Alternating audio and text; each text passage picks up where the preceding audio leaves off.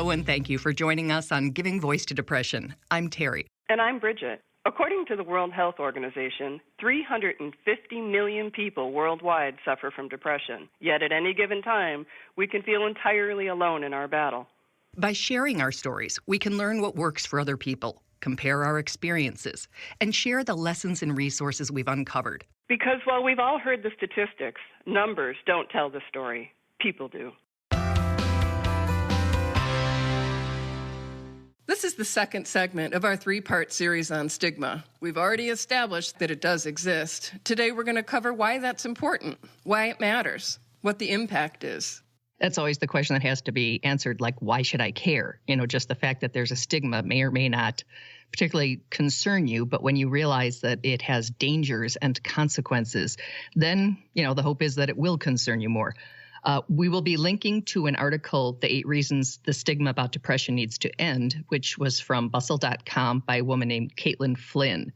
And one of the things she said is it's estimated that 80% of people with clinical depression are not being treated for their symptoms, and going without treatment can increase the likelihood of all kinds of problems, including suicide. Secrecy delays healing, no question about it. And stigma breeds isolation, which further magnifies the whole problem. It does indeed. Well, I'm going to read one more quote from that article before we go to the sharing. So it's important to fight against stigmatization, even if you think it has nothing to do with your life. And if you need more convincing, she says, check out these 8 reasons why, and I will add, check out what the people we spoke with shared. Let's hear what they have to say, Terry. Everyone has different information, and not all of it's correct. There's so many problems with having the stigma. Obviously, the rate of suicide in teens, the broken hearts of people who don't understand what's happening to their parents, to their siblings, to their kids. Even I think can dare to say of some of these instances of mass shootings or really severe violent crimes too, where people, if they had access to and did not feel like going to go see a therapist meant that they had to make some sort of admission of weakness, that things would be a lot different.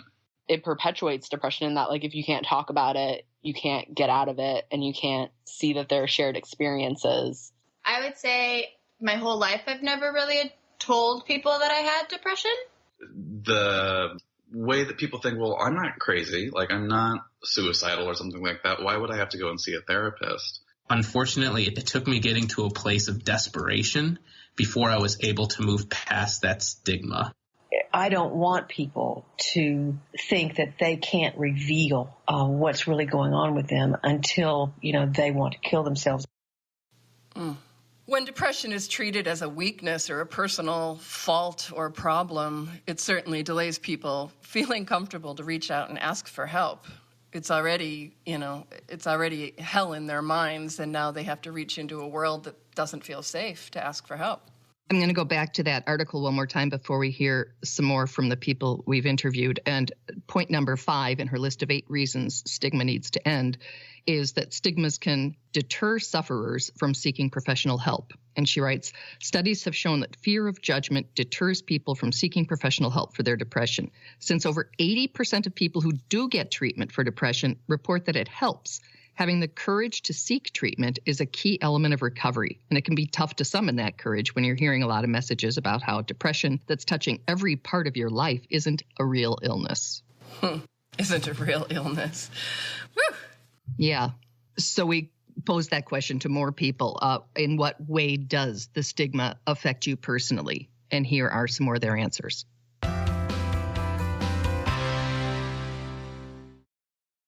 Despite my mom being a therapist, it took until me being in a pretty suicidal place before my family was like, oh, hey, maybe you should go to therapy and maybe we should address this.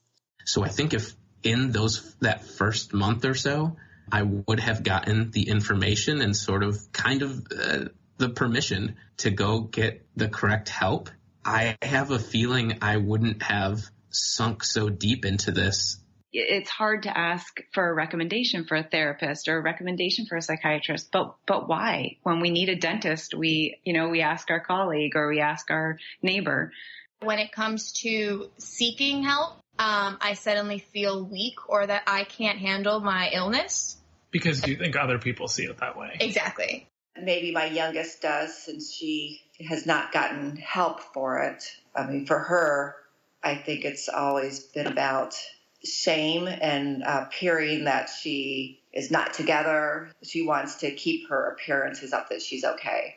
I would like to be a part of a movement to make it not that way, because I look at the statistics of especially a lot of young people who take their own life, who didn't seek any sort of help. And I think that those types of terrible events could have been avoided if we just lived in a society where talking about mental illness was on par in the same tone of talking about a physical illness.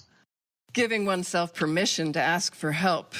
That's such a significant aspect to all of this. And then finding somebody who can help you is certainly another piece. And that can be pretty tricky, but I just, that idea of being able to discuss mental health the same way you discuss physical health, because we don't talk about leg health, we talk about physical health.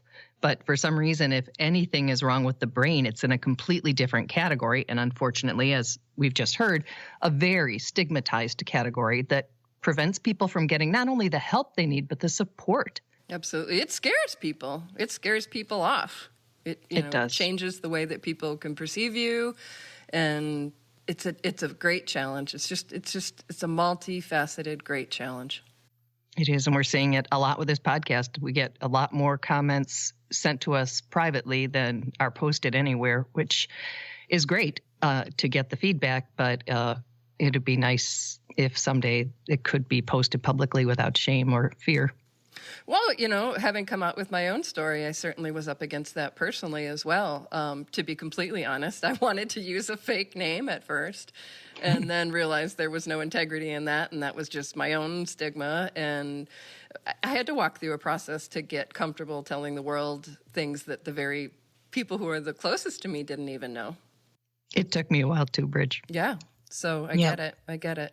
The next part of this series and the last is talking about how our lives would be different if stigma was reduced or eliminated. And people really, it was almost like a what? You're suggesting that could be a possibility. And they had some really interesting things to say. So I look forward to sharing that. They did. And I also think there has to be a moment of recognition for it's beginning to change already. True. Finally. Thanks for listening to Giving Voice to Depression today. We hope that by hearing others' stories, you gain understanding, compassion, and some hope. And remember, be kind, because everybody's fighting a battle you know nothing about.